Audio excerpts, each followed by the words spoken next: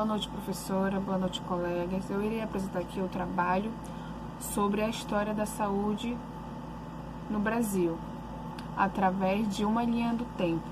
Em seguida, estarei falando sobre a legislação do SUS através do mapa mental. Estarei falando aqui o nome dos meus colegas que elaboraram juntamente comigo esse trabalho: Islena, Paloma, Elizabeth, Sandra Lúcia, Evelyn, Maria de Jesus, Rubimara, Ana Paula. Espero que eu não tenha esquecido o nome de ninguém. Se eu esqueci, me perdoe. Em seguida, vamos para o slide. Linha do tempo. A história da saúde no Brasil. Em 1500, a invasão dos portugueses. Os povos indígenas já habitavam o território brasileiro há centenas de anos. Inclusive, já tinham enfermidades e eram cuidadas através dos rituais e práticas curativas. Mas tudo isso piorou com a chegada dos portugueses, que trouxeram as famosas doenças de branco, totalmente comum na Europa, mas não existia no Brasil até então, e como os povos indígenas não eram imunes a elas, isso ocasionou a morte de muitos. Em 1543, a criação da primeira Santa Casa em Santos, São Paulo.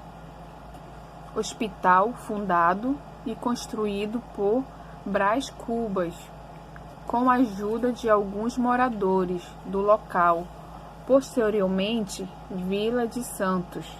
Além disso, Cubas inspirou-se no nome do grande hospital de Lisboa e na data da sua fundação.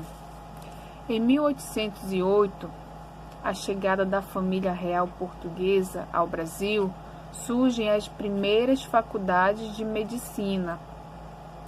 Esse foi o ano em que a corte portuguesa chegou ao Brasil e, para oferecer serviços médicos aos nobres, são criadas as duas primeiras escolas de medicina do Brasil: o Colégio Médico Cirúrgico, em Salvador, e a Escola de Cirurgia do Rio de Janeiro.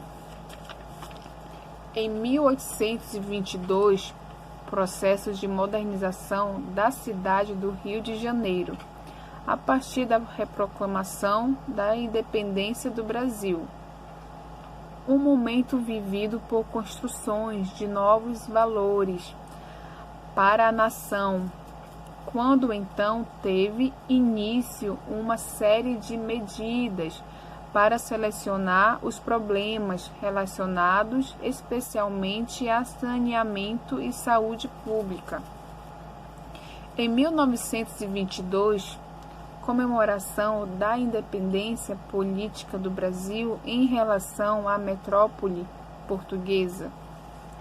A comemoração da independência sob a forma de uma exposição internacional representou um importante marco que se traduziu em avaliação e demonstração do progresso do país e em idealizações quanto ao seu futuro. Ao mesmo tempo, simbolicamente, a exposição acenava para outros países com o potencial desenvolvimento brasileiro, discutindo o criando visibilidade para o investimento externo.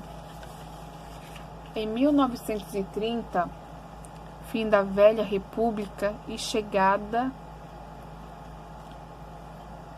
e fechamento de um ciclo na política do país. A partir de então, buscou-se a construção de uma nova nação, o que gerou reformas em diversos setores, como os de educação, saúde, finanças, administração pública e gestão urbanística. Para a arquitetura, a exposição significou um momento de experimentação e um período de transição de ecletismo para o modernismo. Porém, o urbanismo faz parte das grandes cirurgias e projetos urbanos, o último da velha República. 1833, após a independência, foi promulgada a Lei de Municipalização dos Serviços de Saúde, que conferiu às juntas municipais, então criadas, as funções exercidas anteriormente pelo cirurgião-mor e seus delegados. No mesmo ano, ocorreu a criação da Inspeção de Saúde Pública do Porto do Rio de Janeiro, subordinada ao senador da Câmara. Aqui o mapa mental falando sobre legislação do SUS. As 3 leis se encontram aqui. A primeira lei que a gente está abordando é a Lei de número 8.080, de 19 de setembro de 1990, e a outra é a Lei de número 8.142, de 28 de dezembro de 1990, e a Portaria de número 399, de 22 de fevereiro de 2006. Então, vamos começar pela Lei de número 8.080, 1990, a Lei Orgânica da Saúde. Eu irei citar aqui o artigo dessa lei que diz o seguinte: esta lei regula em todo o território nacional as ações e serviços de saúde executados isoladas ou conjuntamente em caráter permanente ou eventual por pessoas naturais ou jurídicas de direito público ou privado. O objetivo do SUS: identificação e divulgação dos fatores determinantes da saúde, formulação de política da saúde, vigilância sanitária, epidemiológica e nutrição, ordenação de RH na área da saúde, fiscalização de água, alimentos, produtos tóxicos e psicoativos, saúde do trabalhador. Além também dispõe sobre condições para a promoção, proteção e recuperação da saúde, a organização e o funcionamento dos serviços. Também regula em todo o território nacional os serviços de saúde. No caso, a direção, a única a exercida em cada esfera. Na União, o Ministério da Saúde. Nos estados, as respectivas Secretaria de Saúde. E nos municípios, também a Secretaria de Saúde. Também teremos a Lei de 8.142, de 28 de dezembro. Esta lei regulamenta o controle social, que é uma diretriz e princípio do Sistema Único de Saúde, o SUS. Também dispõe sobre a participação da comunidade e transferências intergovernamentais. A mesma fala sobre a criação dos conselhos e as conferências de saúde como espaços vitais para o exercício do controle social do SUS.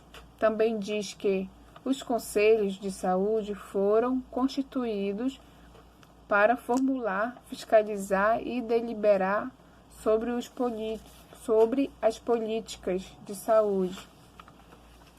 E, por fim, orientar que as conferências de saúde que, de forma ordinária, devem acontecer a cada 4 anos em todas as esferas de governo. Sobre a portaria de número 399, de 22 de fevereiro de 2006, essa é a mais caçula, pois é de 2006. Bom, a mesma divulga o Pacto pela Saúde 2006, consolidação do SUS, e aprova as diretrizes operacionais do referido pacto. Então, o Pacto de Gestão do SUS estabelece as responsabilidades claras de cada ente federado, de forma a diminuir as competências concorrentes e a tornar mais claro quem deve fazer o quê, contribuindo assim para o fortalecimento da gestão compartilhada e solidária do SUS. Temos ações do Pacto em defesa do SUS, articulação e apoio à mobilização social pela promoção e desenvolvimento da cidadania, o estabelecimento de diálogo com a sociedade, a ampliação e fortalecimento das relações com os movimentos sociais e a elaboração e publicação da Carta dos Direitos dos Usuários do SUS. E temos como prioridades também no impacto a saúde do idoso, o controle de câncer de colo de útero e de mama, a redução